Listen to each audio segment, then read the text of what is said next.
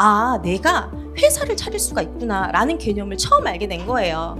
내가 회사를 차릴 수가 있다라는 개념을 알게 되면서부터 저의 상상은 한계가 없어졌습니다. 정말 비현실적인 꿈을 계속 꿨어요. 안녕하세요. 저는 꽃사슴 엄마입니다. 먼저 저를 숫자로 한번 표현을 해봤습니다. 저는 4개의 법인, 5개의 사업체, 그리고 35명의 저희 직원들, 14개의 부동산을 갖고 있는 닉네임 꽃사슴 엄마이면서 또한 예쁜 딸 둘을 갖고 있는 최혜인입니다. 저는 15년 동안 직장 생활했어요. 첫 직장은 2007년 비서를 업무를 했고요. 월급은 130만 원이었습니다. 적죠. 그리고 나서 더 많은 월급을 받고 싶었어요. 그래서 외국계 제약회사가 돈을 그렇게 많이 준대더라. 그래서 외국계 제약회사를 계속 지원을 하게 됐습니다. 그래서 2010년부터 외국계 제약회사를 들어가서 영업사원으로 약 13년 조금 넘게 일을 했어요. 그래서 다른 사람들처럼 평범하게 결혼도 하고 자기계발도 하고 그러면서 난 나중에 회사에서 크게 성공해서 뭐 상무가 될 거야, 팀장이 될 거야, 이런 꿈을 꾸고 있었어요. 그러다가 2016년에 제가 결혼을 하게 됩니다. 결혼을 하면서 사실 1차로 현실을 맞닥뜨렸어요. 전세를 1억 8천짜리 오피스텔을 들어갔어요. 왜 오피스텔을 들어갔냐면 돈이 없으니까 냉장고랑 세탁기를 안 사려면 오피스텔을 들어가야 돼요. 그래서 그중에서 1억을 대출을 냈죠. 그리고 세간살이들은 친정에서 가져오거나 혹은 토탈 다 해서 이케아에서 200만 원어치 혼수를 샀습니다. 그러고 나서도 우리는 맞벌이니까 잘 살 수 있다라고 생각을 했어요. 그러다가 첫째를 출산을 하게 됐어요. 그러면서 우리는 또 맞벌이니까 아기 봐줄 사람이 없어요. 그래서 엄마 옆집으로 이사를 하게 됐죠. 그랬더니 저의 분에 맞지 않는 그런 집을 가게 된 겁니다. 4억짜리 30평대 아파트를 갑자기 가게 되어버렸어요. 그중에서 3억을 대출을 받게 됐죠. 그런데 이제는 이거를 갚을 수 있을까? 근데 걱정이 되기 시작하는 거예요. 거기다가 자연스럽게 둘째를 갖게 됐고 둘째는 더 어마어마한 일이 생겼어요. 1월에 둘째를 임신했는데 코로나가 터진 거죠. 이때는 사실 거의 절망적이었어요. 저는 이 회사를 정년까지 다니고 싶었어요. 젖은 낙엽처럼 찰싹 붙어서. 그리고 팀장도 되고 그래서 자기계발도 영어학원도 계속 다니고. 하지만 이게 임신을 한 상태에서 코로나가 오니까 일도 못하고 재택근무를 하면서 굉장히 좌절을 하게 됐죠. 그러다가 여느 다른 사람들처럼 주식이나 부동산 같은 투자 공부를 하게 됐어요. 그래서 어느 날 제가 교보문고에 가서 부동산에 관련된 책을 열심히 읽다가 이런 책 많이 읽잖아요. 나는 뭐 30채 아파트의 주인이 되었다. 이런 책 다들 읽어보셨죠? 저도 그런 책을 읽고 나서 경매라는 게 있다는 걸 알게 됐어요. 너무 신박했어요. 왜냐하면 저는 전문가가 아니기 때문에 딱딱 집어낼 곳이 여기는 오르겠다 할 집어낼 수가 없어요. 하지만 경매는 1년 내내 박앤세일인 거예요. 그래서 이거다 싶어서 읽던 중에 팔쿤쌤의 권리 분석 책을 읽고 너무 감명이 깊어서 그 책을 바로 사와서 집에서 수능 공부하듯이 그 책을 봤어요. 그리고 입찰을 하려고 갔어요. 입찰을 하려고 갔는데 너무 불안한 거예요. 왜냐하면 전 엄청 긍정적인 사람이거든요. 난 떨어질 생각을 하지 않았어요. 당연히 붙을 건데 낙찰을 받을 건데 떡을 너무 많이 사 먹을까 봐. 그게 너무 불안한 거예요. 그러니까 그래서 그게 걱정이 돼서 입찰을 못 하겠는 거예요. 그래서 사실 저에게는 행크 수강료가 너무 비싸게 느껴졌어요. 근데 떡 사 먹을 바에는 그냥 수강료를 내는 게 맞겠다 싶어서 저는 첫 번째 수업을 낙찰 집중반을 듣게 됩니다. 그러고 나서 그렇게 들은 게 4월 19일인데 받자마자 그 달에 낙찰을 받았어요. 잘 아시죠? 팔콘쌤 수업 들으신 분들은 일산 받았고요. 대형 평수 63평이고요. 1층이에요. 이 수업 들으신 분은 이거 다 받아야 되는 거잖아요. 그죠? 네. 그래서 이거를 받게 됐어요. 심지어 보이시나요? 73%로 받았어요. 수업에서 그랬어요. 여기가 경쟁이 약하다고. 그래서 받았어요. 그리고 심지어 2등하고 11만 1,000원 차이로 받았어요.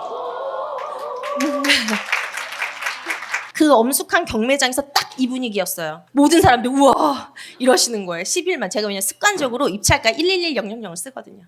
그래서 그렇게 받았어요. 그래서 딱 그날 돌아오는 날 경매 실전반을 바로 등록을 했습니다. 왜? 난 이제 고수가 될 거니까. 그래서 홍 사무장님의 경매 실전반을 등록을 했고 그러고서 수업을 계속 듣는데 그래서 매일 임장 가고 입찰 가고 임장 가고 입찰 가고 계속 하는데 앞으로 쭉쭉 계속 떨어지는 거 안 되는 거예요. 근데 이제 수업을 듣다가 알게 됐어요. 송 사무장님께서 수업 중에 이런 얘기를 하시더라고요. 매일 경매장 가는 사람 치고 경매 잘하는 사람 하나도 없다고. 그게 저인 거예요. 네, 그래서 이게 내가 지금 제대로 가는 길이 아니구나. 그리고 그러던 와중에 낙찰가는 80%, 90%, 100% 언저리에서 아파트를 받는 거예요, 주거형을. 그럴 거면은 일반 매매로 사지. 근데 일반 매매로 사기에는 아까 뭐라 그랬죠? 난 전문가가 아니니까 오를 것을 찾을 수가 없어. 그러면 이제는 다른 물건을 봐야 되겠다. 그래서 법인 투자반하고 상가 초급반을 듣게 됐어요. 그런데 저에게 엄청난 계기를 준 첫 번째 계기가 법인 투자반 온라인 수업이었습니다. 여기서 알게 된 게, 내가 회사를 차릴 수가 있구나라는 개념을 처음 알게 된 거예요. 내가 회사를 차릴 수가 있다라는 개념을 알게 되면서부터 저의 상상은 한계가 없어졌습니다. 정말 비현실적인 꿈을 계속 꿨어요. 마치 내가 삼성의 사장이 오너가 된 것 마냥. 그리고 이제 법인 투자반에서는 정책이나 이런 얘기들도 엄청 많이 해주잖아요. 그래서 제가 617이라는 걸 제가 평범하게 살았으면 알았겠어요? 모르죠. 6.17 기억하시죠? 김포랑 파주 이 일부 지역만 빼고 나머지 조정지역으로 다 바뀌었고 이제 취득세가 그 이후로 굉장히 법인에 대한 세금도 높아지고 취득세도 높아진 그날 6.17이 터졌던 날 저는 바로 김포를 갔습니다. 김포에 가서 한 8개의 집을 보고 다음날 계약금을 쌌어요. 그리고 저는 인생 처음으로 제 돈으로 이제 제가 살 수 있는 내 집을 마련을 하게 되었어요. 그러고 나서 두 번째 운명적으로 사업 투자반 오프라인 수업이 있다는 거를 행크에 뜬 거예요. 그런데 저는 그동안 모든 수업은 다 온라인으로만 들었었거든요. 근데 이거를 보자마자 이거는 무조건 오프라인이다. 내가 여기를 가서 무조건 인맥을 쌓아야겠다라는 생각이 들어서 우리 초치기 해서 여기를 제가 들어가게 된 거예요. 안 될까 봐 얼마나 노심초사했는지 몰라요. 그랬는데 여기를 가서 제가 뒤풀이를 안 갈 수가 없었어요. 제가 이때 만삭이었거든요. 저는 이제 부동산이나 이런 투자의 세계에 온 지 6개월도 안 됐는데 누구는 집이 몇 채, 상가가 몇 개, 월세를 얼마 받고 사업을 몇 년을 하셨고 어마어마한 고수들이 저녁에 뒤풀이에 있는 거예요. 그러니까 안 갈 수가 없어요. 이야기가 너무 재밌어서. 거기다가 낮에 듣는 수업은 카페를 배우면 그 주에 내내 카페 임장 가고 PC방을 배우면 PC방 내내 가고 그러다가 저도 여기에 있는 가장 많은 사람들이 꽂혔던 것처럼 스터디 카페에 꽂혔죠.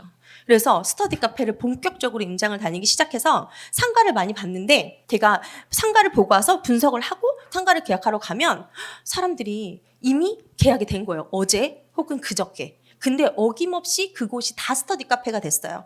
그래서 저는 두 가지 생각을 하게 됩니다. 만삭이었죠. 첫 번째 생각은 내가 입지 분석도 잘하나 보다.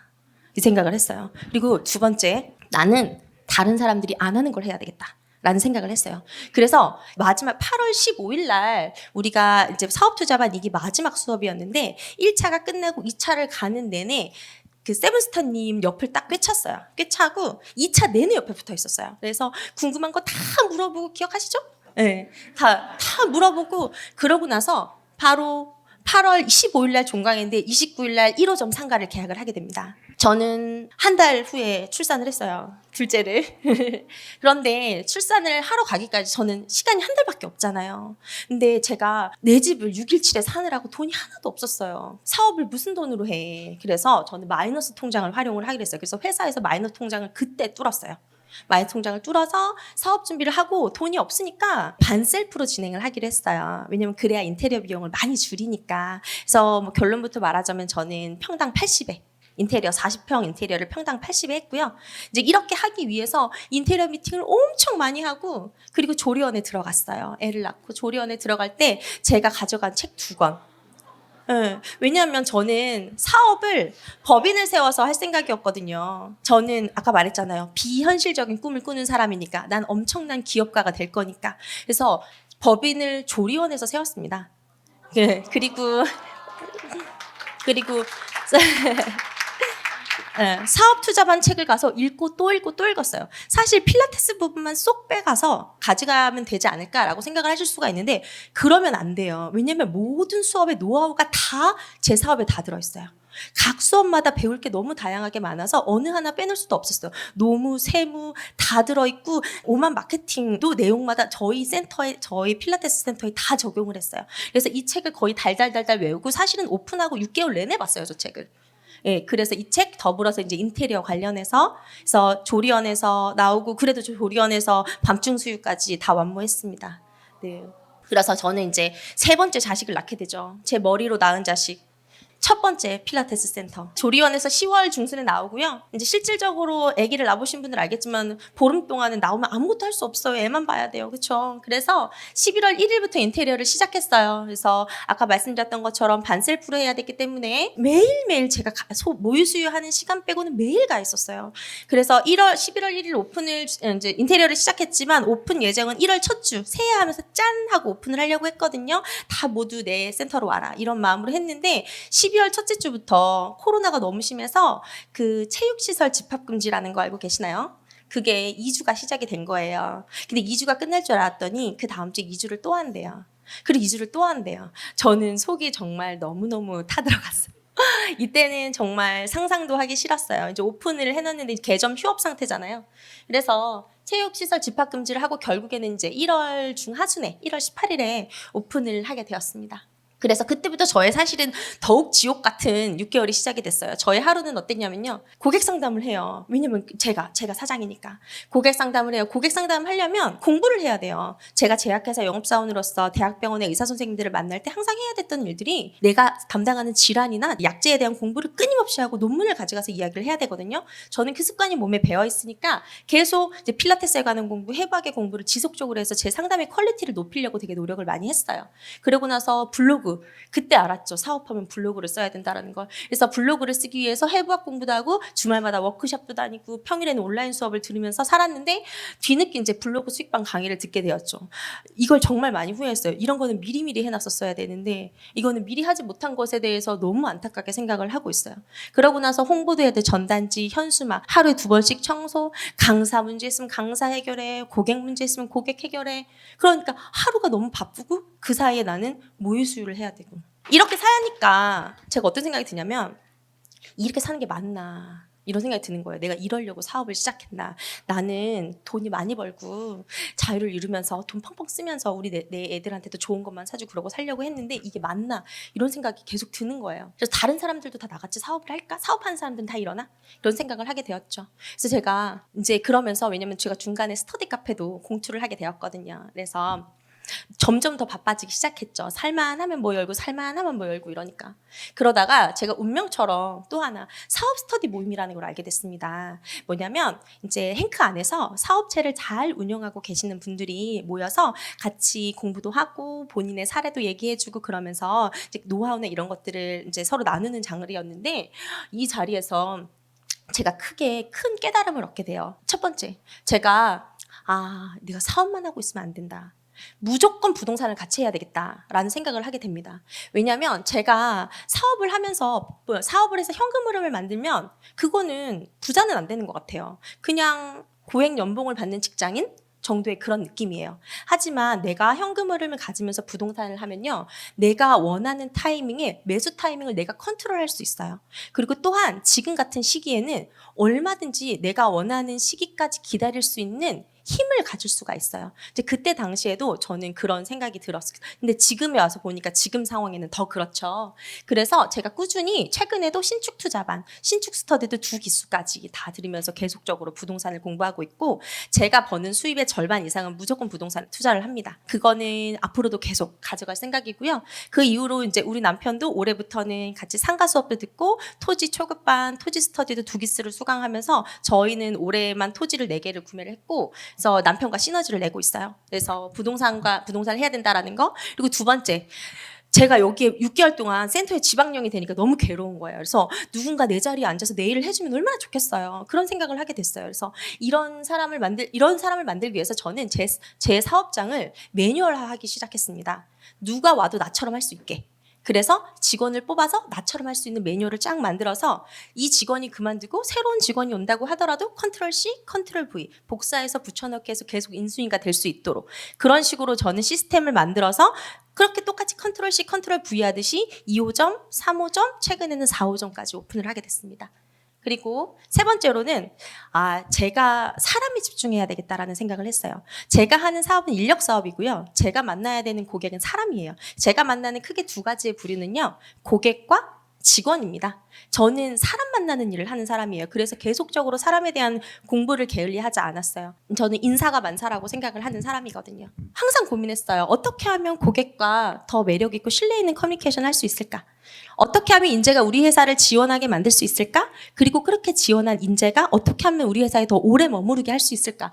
그리고 어떻게 하면 저 직원을 더 성장시킬 수 있을까? 이거에 대한 계속 고민을 하는데 사실 답이 별로 없었어요. 고민만 한다고 되는 게 아니니까. 그래서 사실 이거에 관련된 책을 엄청 많이 읽었어요. 책을 많이 읽으면서 거기 안에서 제가 필요한 것들을 계속 뽑아내면서 내 센터에 적용하는 그런 식으로 공부를 했습니다. 책들도 그런 위주로 읽었는데 이제 보면 부자가 되신 분들은 책을 되게 많이 읽었다고 말씀을 하시잖아요. 그런데 거꾸로 책을 많이 읽으면 과연 부자가 될까? 그렇잖아요. 그래서 저 같은 경우에는 독서를 이쪽에 집중을 했습니다. 저에게는 책장에 읽다만 책들이 엄청 많아요. 제가 끈기가 없어서? 그럴 수도 있는데요. 저는 책을 읽다 보면 책의 습관이 줄을 치면서 글을 읽어요. 그리고 중요한 거 표시하고 옆에다 메모하고 이게 그냥 습관인 것 같아요. 그러면서 나라면 내 사업장엔 어떻게 적용하지? 이런 생각을 하면서 글을 읽다 보니까 읽다가 이거 해야 되겠다 하면 책을 덮는 거예요. 덮고 바로 그거 해야 돼요. 이거 되네 하다가 또 문제에 부딪혀. 그럼 관련된 책을 찾고 또 읽다가 책을 덮어. 그러니까 제 책장에는 읽다만 책들만 엄청 많이 있습니다. 그래서 저는 나라면 어떻게 할까 이런 습관을 갖고 있는데 사실 거기에 가장 큰 영향을 준 책은 나는 4시간만 일한다 라는 책에 이런 말이 있어요. 여기 이제 팀 페리스가 나는 이메일을 일주일에 한 번만 본다는 거예요. 제가 제 사업장의 시스템화를 이루기 위해서 가장 극복해야 될 것은 제 자신이었습니다. 왜냐하면 저는 이게 불안했어요. 나 없으면 센터가 절대 안 돌아갈 거라고 생각했어요. 내가 아니면 고객들이 와서 결제를 안 할 거라고 생각을 했어요. 하지만 제가 그거를 포기하고 직원들에게 많은 것들을 위임하고 매뉴얼화를 만들어 놓고 그러고 나서 제가 눈을 닫아버리니까 어떤 일이 일어났냐면 직원들이 불안해할 줄 알았거든요. 진짜 반전은 직원들이 더 좋아해. 내가 안 와서. 다들 회사 다녀보신 분들은 알죠? 사장님이 오면 좋아요? 안 오면 좋아요? 팀장이 있으면 좋아요? 없으면 좋아요? 없으면 제일 좋아요. 그러니까 우리 직원들도 그게 마찬가지였던 거죠. 그리고 사람을 믿어요. 그 사람의 능력을 믿고. 내가 매뉴얼화를 충분히 했다면 그 사람의 능력을 믿어도 됩니다. 여기 모든 사람들이 공평하게 다 코로나를 맞았어요. 위기는 누구 한 사람한테만 딱 오지 않아요. 먹구름은 요만큼만 오지 않아요. 모든 사람이 공평하게 와요. 하지만 그 기회를 자기가 어떻게 활용하느냐에 따라서 이게 코로나가 도산하고 한없는 좌절의 구렁텅이 속으로 빠질 수도 있는 거지만 어떤 사람은 기회를 만들 수도 있습니다. 마치 저도 회사에서는 실패했지만 어떻게 보면 여기에서는 열심히 가고 있는 것처럼요. 저는 이제 이 말을 제가 행크에서도 글을 쓴 적이 있는데요. 이제 이 말을 되게 좋아해요. 불광불급. 미치지 않으면 내가 거기까지 미치지 않는다라는 뜻입니다. 불광도 어렵고요. 불급도 어려운 말이에요. 둘 다 쉬운 일은 아니에요. 하지만 둘 다 성공을 위해서 무조건 필요한 말이긴 해요. 저는 행크에 들어와서 무슨 생각을 했냐면요. 행크는 엄청난 전문가 집단이라는 생각을 했어요. 이런 거 경험 여기 다 해보신 분들만 왔을 거라고 생각을 해요. 내가 어떤 궁금한 게 있을 때 행크에서 글을 찾아서 읽으면 해결이 되고 혹은 내가 한 번쯤이라도 궁금한 거 있으면 글 쓰잖아요. 그러면 그 글에 누군가 답을 달아줘요. 해결책을 줘요. 질문을 하면. 그리고 내가 나의 경험을 나누고 싶어서 글을 쭉 쓰다 보면 내가 깨달음을 얻는 거예요. 나의 경험을 정리하면서 다 여기 그런 경험 있으신 분들이 여기 와 있는 거잖아요. 그래서 저는 행크가 엄청나게 큰 우리가 만날 수 있는 최대로 큰 전문가 집단이라고 생각을 하고요. 또한 엄청 친절한 전문가 집단이라고 생각을 합니다. 제가 이 자리에 있는 게 제가 여기 안에서 3년 안에 혹은 제가 2년 10개월 됐으니까 제일 부자가 돼서 여기에 와 있을까요? 절대 아니죠. 그죠? 이제 제가 대충 이렇게 봐도 이렇게 어마어마한 분들이 이렇게 보여요. 저는 여기에서 제일 부자가 된 사람도 아니고 많이 버는 사람도 아니에요. 하지만 저는 여기에 제가 있는 이유가 3년 안에 부자가 될 가능성이 생긴 사람이어서 제가 여기에 있다라고 생각합니다. 아까 송 사무장님도 말씀하셨잖아요. 부자가 될 사람. 모인 곳이라고 여러분도 마찬가지고요. 짧은 내용이지만 오늘 제 발표를 통해서 다른 사람들도 다른 분들도 부자가 될 가능성이 있는 사람으로 넘어갔으면 좋겠고 제가 이거를 준비를 하면서 3년 동안 제가 무슨 일을 했나 뒤돌아보는 계기가 됐어요. 이렇게 저를 정리하고 그 덕분에 제가 앞으로 3년도 다시 한번 고민을 해보게 되었거든요. 그래서 이런 자리를 만들어주신 송 사무장님께 정말 너무너무 감사드리고요. 많은 분들이 오늘 정말 즐거운 저녁 보내셨으면 좋겠습니다. 감사합니다.